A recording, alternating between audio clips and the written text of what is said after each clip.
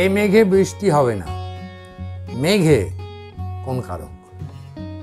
যারা পারবে তারা কমেন্টে লেখো, শেষে উত্তর মিলিয়ে নেবে। নমস্কার, আমি অতনু ভট্টাচার্য। আপনারা দেখছেন ব্রেন ডেভেলপমেন্ট। এবারে আসছি অপাদান কারক। অপাদানে দেখো কতগুলো শব্দ লেখা আছে। এই শব্দগুলো কিন্তু ভালো করে একবারে মুখস্থ করে ফেলবে। যেমন ধরো জন্ম, সৃষ্টি, উত্থান, পতন, ভয়, ত্রাণ, রক্ষা, বিরাম, বিচ্যুতি। এই শব্দগুলো বাক্যে যখন থাকবে এবং খেয়াল করবে যা থেকে, তা অপাদান কারক। এইটা মাথায় রাখবে। যেমন ধরো দুধে দই হয়, এইটা জন্ম বা সৃষ্টি যাই বলো বা উৎপত্তি, সবেতেই মিলছে ওটা। তিনি চেয়ার থেকে উঠলেন, উত্থান, ওঠা। বা তারপরে হচ্ছে ছেলেটি গাছ থেকে পড়ে গেল, পতন। ত্রাণ, রক্ষা, এগুলো একই সমার্থক অনেকটা শব্দ। বন্যায় ত্রাণ করো, কোথা থেকে? বন্যা থেকে। এরপরে হচ্ছে খেলায় বিরতি দাও। দেখো বিরাম বা বিচ্যুতি, বিরাম বা বিচ্যুতি ওই একই কথা, বিরতিটা সমার্থক শব্দ। খেলা থেকে বিরতি দাও, এটাও অপাদান কারক। এটা মাথায় রাখতে হবে সব সময়। এই শব্দ কটাকে একবারে মুখস্থ করে ফেলবে, তাহলে কোনোদিন ভুল হবে না।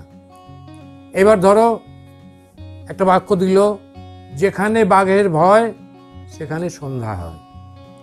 বাঘের ভয়, ভয় কথাটা রয়েছে, তাহলে পরে ভয়টা কি থেকে? বাঘ থেকে।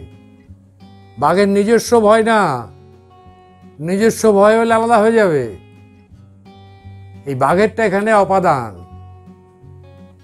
এরকম ভাবে এইগুলো যে কটা আছে, বিপদে মোরে রক্ষা করো, বিপদে রক্ষা করো। বিপদের মধ্যে রক্ষা করবে না, বিপদ থেকে রক্ষা করো, যা থেকে, যা হতে।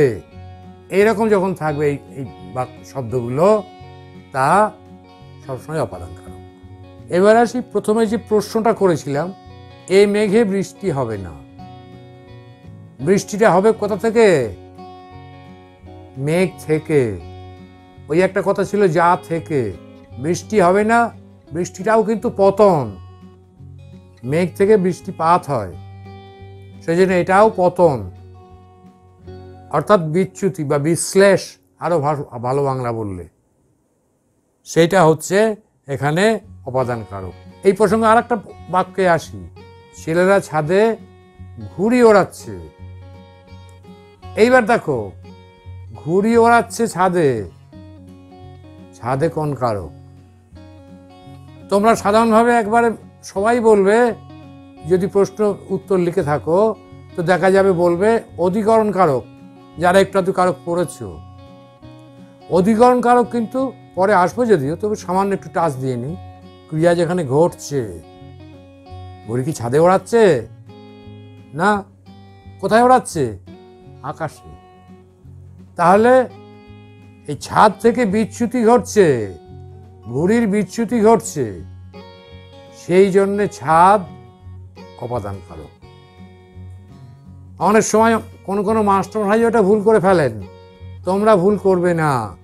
ঘুড়ি ওড়ালে পরে কোনো সময় ছাদে অধিকরণ হবে না, সবসময় অপাদান, মাথায় রাখবে। ভিডিওটা লাইক করতে ভুলো না, বন্ধুদের সঙ্গে শেয়ার করো, আর যারা এখনো করনি তারা চ্যানেলটাকে সাবস্ক্রাইব করো, ভবিষ্যতে পেতে সুবিধা হবে। এবারে অধিকরণ কারক নিয়ে আলোচনা করছি।